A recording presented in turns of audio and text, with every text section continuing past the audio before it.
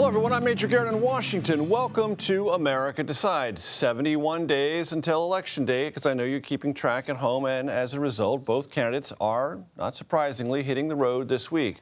Today, former President Trump made a visit to Arlington National Cemetery to mark 3 years since the Abbey Gate bombing in Afghanistan. And Trump delivered remarks to the National Guard Association in Detroit. This while Vice President Kamala Harris is looking to keep the convention momentum going and even expand it if she can with a bus tour of Georgia. That starts Wednesday. Her campaign is also responding to Trump's challenge that he might skip the debate currently scheduled for September 10th. Here to break down all the campaign news is our political director, Fin Gomez, here at the table, and Jeff Ame, who covers Georgia politics and government for the Associated Press. Fin, I want to start with you.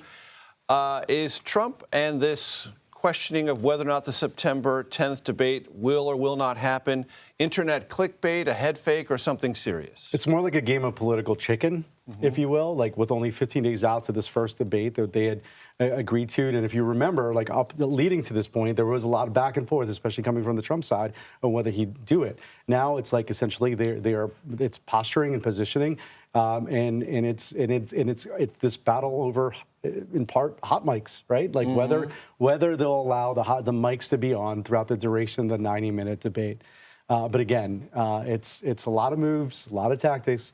Let's see how it ends up. So just to remind the audience, in the negotiations with the Biden campaign, back when there was a Biden campaign, the negotiating position of that campaign, Biden's campaign, was mute button. Your mic is only on when you are talking.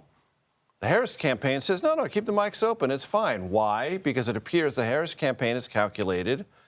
Trump will try to talk over her. That will not work out for him, and it will work to her net advantage. A backlash. If you recall that second debate during the 2020 cycle, there was that backlash where he essentially jumped all over Biden, and essentially you saw that in the aftermath of that debate. And so they see that as maybe a political advantage to them. This is a new position, though, from the Harris campaign. This was not, like as you said, this was not part of the Biden team initial negotiations. Of course, the Harris campaign would say, we didn't negotiate with President Biden. We're the campaign now. There's someone new on the top of the ticket, right? and also, I mean, but the Trump campaign is saying, look, we agreed to the CNN debate rules, the now infamous CNN debate from June 27th, right? But like we're going back to that model. Like you're the ones who are changing this. But again, I think we'll see some more maneuvering in the next 15 days. I'm going to give you a moment to put your earpiece in because you're going to hear former President Trump talk about this during a stop in Falls Church, Virginia, earlier today. Let's take a quick listen. I think ABC should be shut out. I'd much rather do it on NBC. I'd much rather do it on CBS, frankly. I think CBS is very unfair, but the best of the group. And certainly I'd do it on Fox. I'd even do it on CNN. I thought CNN treated us very fairly the last time. I think Jake Tapper was very fair and Dana Bash was very fair. But when I watched this interview of Tom Cotton, fortunately he's a total pro, he knows what he's doing. And then when I watched the roundtable after that, I said the hostility is crazy. So we're thinking about it. We're thinking about it. Let's just give, for the audience's benefit, Finn, a little bit of backstory about ABC. There is a lawsuit from Trump about ABC, about allegations of defamation. There is also this stirring cauldron in the conservative echo chamber about Dana Walden, a senior Disney executive who oversees the news division within Disney, longtime friend of Kamala Harris's. Her husband and Doug Emhoff, even longer friends. They're close. And this is like, well, how can that possibly be, this objectivity? Would ABC be fair? That's all stirring the pot as well. Yeah, I mean, and he did. Look, Trump went after, ABC News after Sunday, after that, after their Sunday show and this week. And I think part of it is that. I mean, he feels like he's getting an unfair look by them.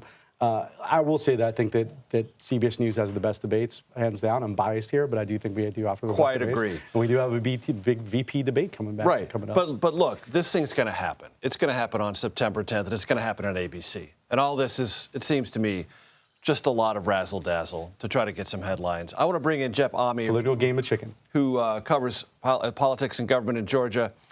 Jeff, I want to talk to you about something that's happened this afternoon relative to the potential ballot status RFK Jr., Jill Stein, and Cornel West. What's the latest in Georgia on that, if you can?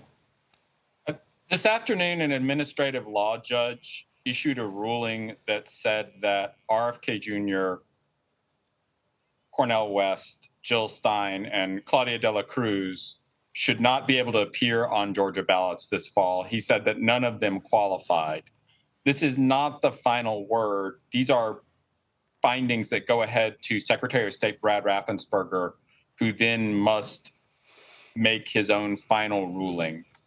That has to happen pretty quick. Georgia is going to send out military and overseas ballots beginning September 17th. Raffensperger's office told me today that they're going to rule on each of these candidates as quickly as they can. Excellent. Thank you very much for that update, Jeff. I want to talk to you about something that former President Trump said about Georgia Republican Governor Brian Kemp earlier in August. Let's play that soundbite. Then I want to ask you about how they've tried, that is to say, Trump patched things up with Kemp. But let's listen to the sound first. And Brian Kemp, your governor, who I got elected, by the way. If it wasn't for me, he would not be your governor. I think everybody knows that. He's a very disloyal person, isn't he? Very disloyal. But these two are doing disloyal. Jeff, what's the status, as best you can tell, of the Kemp-Trump relationship now? It seems like it's gotten a second look. Brian Kemp, for his own reasons, needs to be a loyal supporter of the Republican ticket this fall. Brian Kemp has future political ambitions. That could be U.S. Senate in 26, could even be running for president in 2028. And none of that may happen if he is seen to abandon Donald Trump and leave him to flounder in Georgia. So for Kemp's own reasons, he has declined to basically play the feud with President Trump.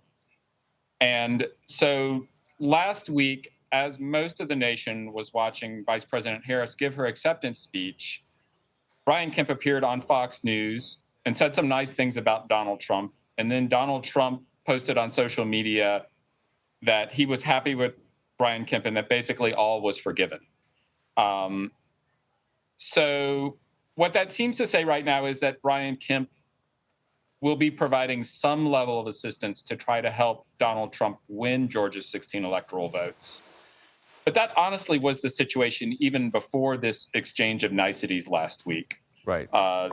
Brian Kemp had never really altered his position that he was going to support the Republican nominee and that he was going to do what he could to get Donald Trump elected. Jeff, let me talk to you about the ground game in Georgia. When I spoke to Governor Kemp in Milwaukee at the Republican National Convention, he said he didn't think the Trump campaign was sufficiently well organized on the ground in Georgia and thought that they really had some catch-up to do. It appears now that the Harris-Walz campaign is enjoying a bit of momentum in Georgia, as it is elsewhere, organizing on the ground. How would you assess the two campaigns at this stage? The Democrats have been telling us for months that they are going to out-organize the Republicans. It is not really clear. I do continue to hear from Republicans that they are worried about this. I mostly hear from Republicans who are close to Brian Kemp that they're worried about this. Kemp was seen as having an excellent ground game, especially in his 2022 reelection, where he pretty handily beat Democrat Stacey Abrams. And so there's some question of basically whether Brian Kemp is going to give the keys to the car to Donald Trump and give him the benefit of his organization statewide. For that to happen, beyond the question of whether Brian Kemp and Donald Trump are getting along, I think it's a question of money, because that kind of statewide organizing costs millions of dollars. And I'm just not sure whether Brian Kemp is going to spend out of his own pocket, out of his own political resources, the kind of money that's needed to stand up an entire statewide organization. With the national go ahead, Jeff. I'm sorry. For now, he's mostly concentrating on competitive state legislative districts, of which there are sort of a double-sized handful, mostly around Metro Atlanta. Very good. With the national perspective, Finn Gomez with a drill down on Georgia, the all-important Georgia. Jeff Ami, thank you very much.